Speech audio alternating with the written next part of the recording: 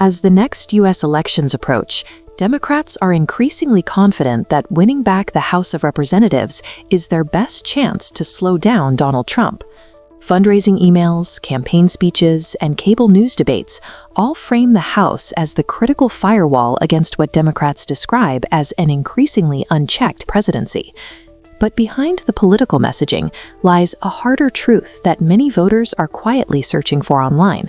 Even if Democrats take the House, how much power would they really gain over Trump?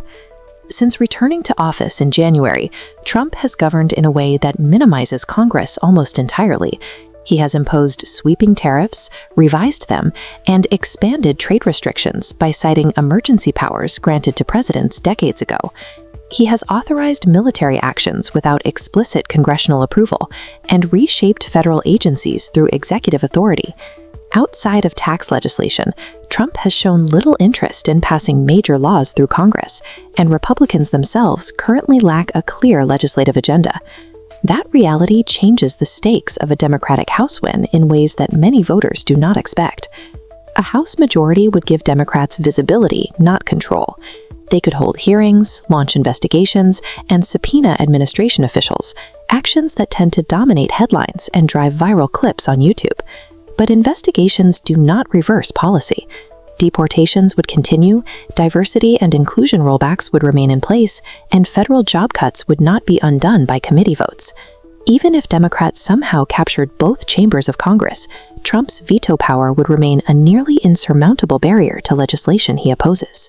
This is where expectations and reality collide. Online searches around this topic reveal a growing skepticism among voters who ask whether Congress still matters at all. The uncomfortable answer is that presidential power has been expanding for decades, and under Trump, it has accelerated. Congress, by contrast, has weakened itself through gridlock, internal divisions, and an inability to act decisively on major national issues. As a result, elections for the House no longer carry the same weight they once did, even though campaigns still treat them as existential battles. The issue of impeachment highlights this shift perfectly. Republicans openly fear that a Democratic House could pursue a third impeachment of Trump, but history suggests impeachment has lost much of its impact. Trump survived 2 previous impeachments, retained his grip on Republican voters, and ultimately returned to the White House. With conviction in the Senate extremely unlikely, impeachment now functions more as a symbolic condemnation than a genuine threat. For Trump's base, it often strengthens loyalty rather than weakening it, a pattern voters have increasingly noticed and discussed online.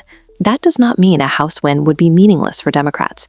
It would give them leverage in budget negotiations, influence over government shutdown deadlines, and a platform to shape public debate on healthcare costs, inflation, and housing, issues that consistently rank among the most searched political concerns on YouTube. It would also allow Democrats to test messaging, refine policy ideas, and build momentum for future national elections. But the election that truly matters is not next year's midterms. It is 2028. That is when control of the presidency, and therefore the vast executive power that now defines American governance, will be decided again. Even a strong Democratic showing in the House would not instantly turn Trump into a lame duck.